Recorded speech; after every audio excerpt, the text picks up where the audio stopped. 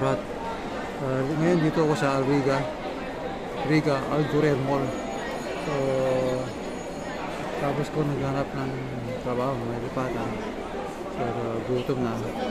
Saka medyo mainit na ngayon, kaya yung mga taga Dubai sa Middle East, ingat kayo. Medyo magpahinga kayo.